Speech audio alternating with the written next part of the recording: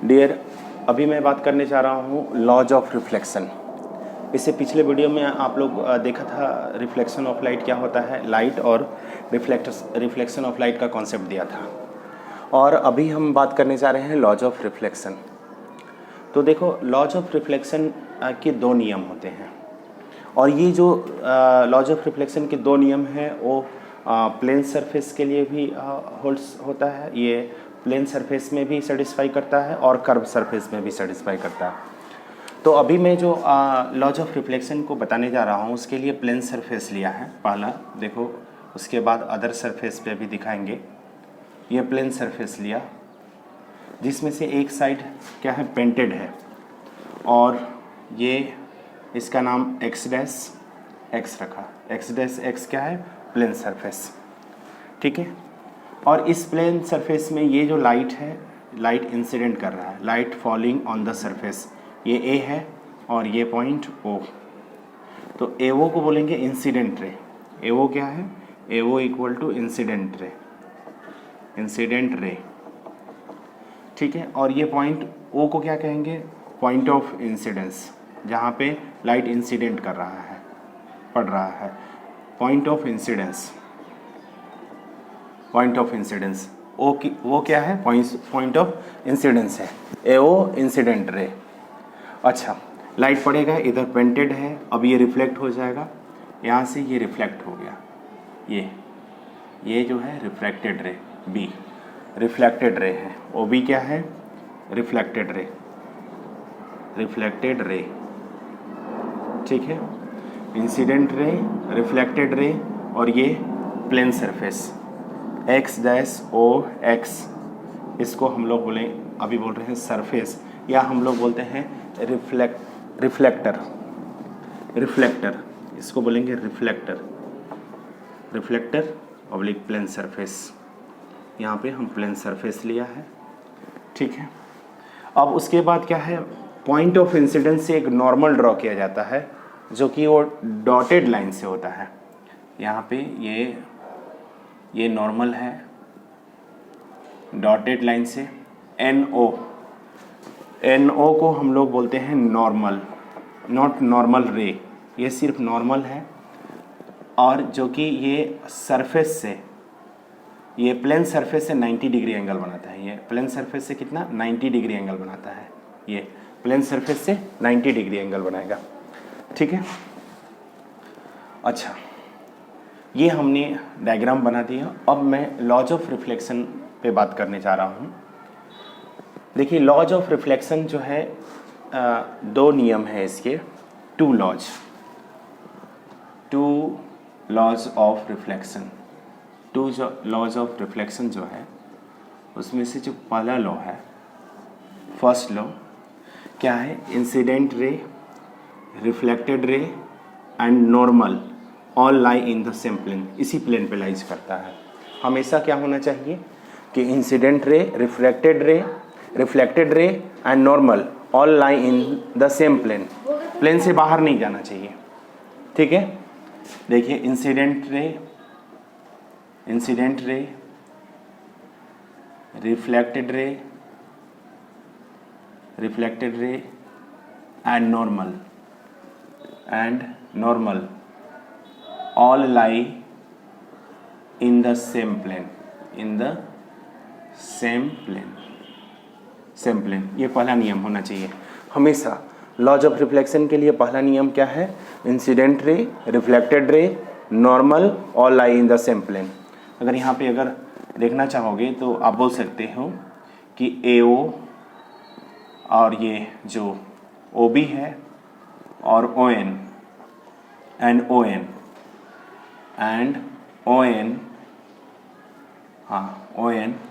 All lie कर रहा है इन द सेम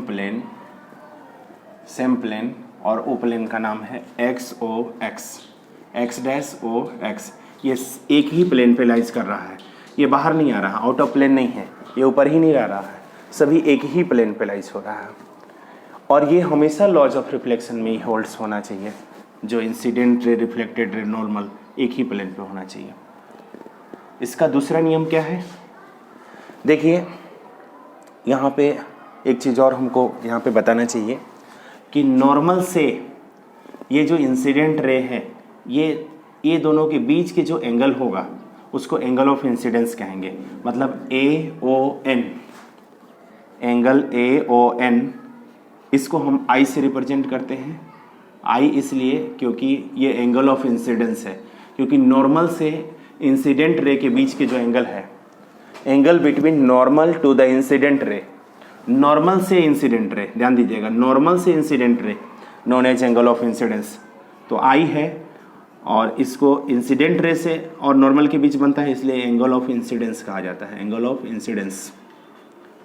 ठीक है।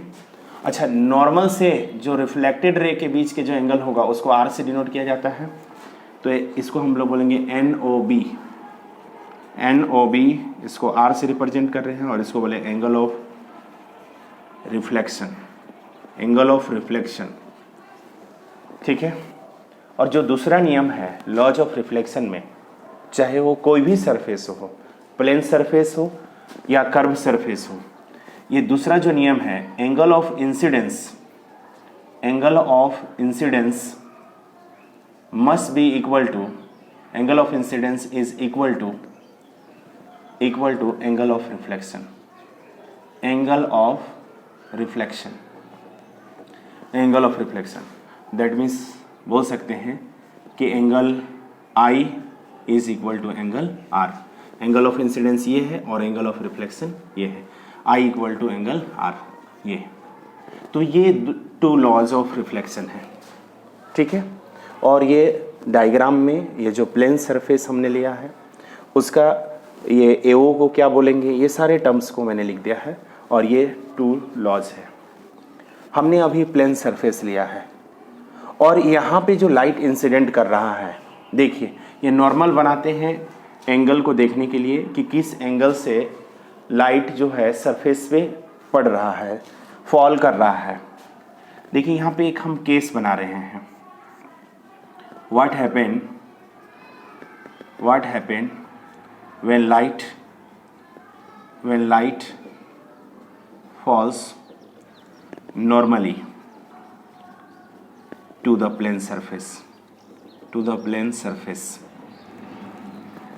देखिए तो अभी हमने लिया था I एंगल से, ये I एंगल से क्या हो रहा था, नॉर्मल से I एंगल बनाया है और फॉल क्या कर रहा था, फॉल कर रहा था। तो R एंगल से क्या हो गया, रिफ्लेक्ट बैक हो गया। अब यहाँ पे मैंने प्लेन सरफेस लिया, ध्यान दीजिएगा, ये प्लेन सरफेस लिया और ये क्या है, ये नॉर्मल से है, ये नॉर्मल है, ये सरफेस पे क्या है, नॉर्मल O और ये N, ये नॉर्मल है। अब यहाँ पे क्या है, देखिए पहले अभी हमने I बनाया था, ये एंगल, ये यहाँ से यहाँ के नॉर्मल के बीच में इतना एंगल बन रहा था।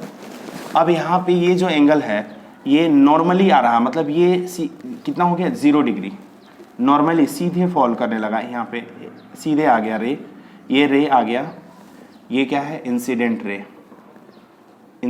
रे। इस सिचुएशन में एंगल ऑफ इंसिडेंस क्या हो गया, 0 डिग्री। यहाँ पे I हो रहा था, अब ये I क्या हो गया, 0 बन गया। ठीक है। तो यहाँ पे I क्या हो जाएगा, 0। इन दिस केस क्या हो जाएगा, in this case angle of incidence क्या हो जाएगा, 0 डिग्री। यहाँ पे एंगल ऑफ इंसिडेंस 0 डिग्री।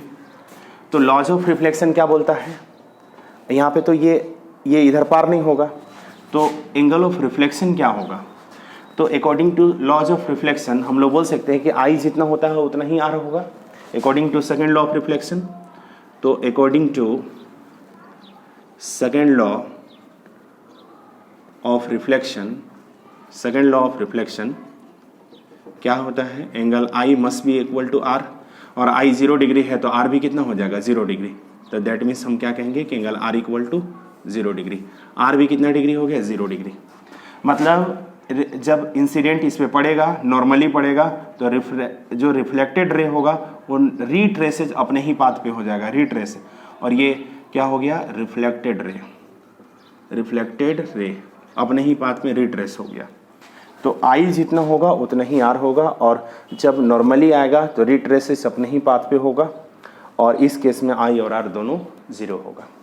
ठीक है, यहाँ पे हमने देखा एक सर्टेन एंगल से हमने फॉल्स कराया और एक सर्टेन एंगल से रिफ्लेक्ट बैक हो गया, नॉर्मली आया नॉर्मली। ठीक है, तो ये लॉज ऑफ रिफ्लेक्शन के कॉन्सेप्ट है। अब हमने प्लेन सरफेस लिया, क्या कर्व सरफेस पे भी होल्ड्स करते हैं लॉज ऑफ रिफ्लेक्शन? तो आंसर है यस। देखिए for curve surface, curve surface, curve surface में एक कनकेव सरफेस होता है और एक कन्वेक्स सरफेस होता है। मैं यहाँ पे पहला ले रहा हूँ, देखो ये एक सरफेस लिया और लाइट को इंसिडेंट कराया, यहाँ पे ये एओ है और ये पॉइंट ऑफ इंसिडेंस है। ये क्या हो गया? Reflect back. क्यों? क्योंकि ये तो ये पॉलिश है, पेंटेड है, इधर तो जाएगा नहीं, और ये इस पे नॉर्मल है। ये क्या है? Normal, NO, NO। तो यहाँ पे एंगल ऑफ आई हो जाएगा और ये जो एंगल है, ये जो है एंगल R हो जाएगा। तो इसमें भी होल्ड्स करेगा कर्व सरफेस में। ठीक है, अगर मैं सरफेस ऐसा बना दूँ, ऐसा, और ये सिल्वर्ड कर दिया, इनर रिफ्लेक्टिंग कर दिया, तो ये इंसिडेंट हुआ और ये रिफ्लेक्ट बैक हो गया और ये क्या हो गया? नॉर्मल। तो यहाँ भी लॉज ऑफ रिफ्लेक्शन, ये जो टू लॉज है यहाँ पे भी होल्ड्स करेगा। इस केस में incident ray, reflected ray, normal all lie in the same plane, एक ही प्लेन पे लाइज हो रहा है। यहाँ पे भी incident ray, reflected ray, normal all lie in the same plane, और angle of incidence must be equal to angle of क्या होगा? रिफ्लेक्शन। यहाँ भी angle of incidence must be equal to angle of reflection. ठीक है, तो ये ध्यान में देना है। ये तुम आपका देखिए आउटर सिल्वर्ड है, आउटर सिल्वर्ड है, इनर रिफ्लेक्टिंग कनकेव और convex surface. This is concave surface, concave curve surface, और ये कन्वेक्स, कन्वेक्स कर्व सरफेस। इस पे आगे हम और बात करेंगे मिरर में। मिरर में बताएंगे कि कनकेव और कन्वेक्स क्या होता है डिटेल में। अभी हम लोग लॉज ऑफ रिफ्लेक्शन पे बात कर रहे हैं। तो ये लॉज ऑफ रिफ्लेक्शन में प्लेन सरफेस पे हो गया, कर्व सरफेस में, लेकिन इसका भी लॉ यही है, प्लेन सरफेस का भी लॉ यही है। लॉ जो है किसी भी सरफेस में ये यही लॉ होना चाहिए रिफ्लेक्शन का, कि incident ray, reflected ray, normal all lie in the same plane and angle of incidence must be equal to angle of reflection. ठीक है, तो ये पूरे कॉन्सेप्ट को हमको लगता है समझ गए होंगे आप लोग। इसको नोट कर लीजिए। ठीक है, वीडियो को पॉज करके आप लोग इसको लिख लीजिए। मैं यहाँ पे एक कॉन्सेप्ट बताना चाह रहा हूँ। देखिए,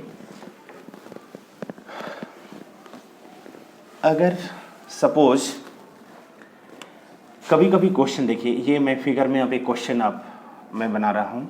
यहाँ पे प्लेन सरफेस से और एंगल ऑफ इंसिडेंस के बीच के एंगल अगर सपोज ये 60 डिग्री है, 60 डिग्री, और पूछ रहा है कि एंगल ऑफ रिफ्लेक्शन क्या होगा। यहाँ पे क्वेश्चन बोल रहा है कि find R, find R, R बोल रहा है। R मतलब एंगल ऑफ रिफ्लेक्शन। गिवन क्या है? सिंस गिवन क्या है? गिवन दैट दिया हुआ एंगल ये A है, AOX, AOX equal to 60 degree. तो हम लोग जानते हैं, क्या जानते हैं कि ये नॉर्मल है। नॉर्मल और प्लेन के सरफेस के बीच में एंगल कितना डिग्री होता है? 90 डिग्री नॉर्मल है, और ये एंगल पूरा 90 होगा, ये 60 होगा, और ये हमको निकालना है I। अगर I निकाल लेंगे तो I जितना होगा उतना ही R होगा, क्योंकि I और R एंगल ऑफ हम लोग लॉज ऑफ रिफ्लेक्शन से जानते हैं। तो यहाँ पे हम लोग सिंस बोल सकते हैं कि एंगल I प्लस AOX मतलब 60 डिग्री, दोनों मिला के कितना हो जाएगा? 90 डिग्री। ये हो गया। ये देखो, ये AOX और ये I दोनों मिलाएंगे तो ये क्या हो जाएगा? ये नॉर्मल 90 के बराबर। तो एंगल I कितना हो जाएगा? 90 minus 60। Angle I equal to 30 degree, ये 30 हो गया, और I जितना होगा उतना ही R होगा। क्यों? क्योंकि लॉज ऑफ रिफ्लेक्शन है। तो since angle I must be equal to angle R equal to 30 degree. ये कहाँ से?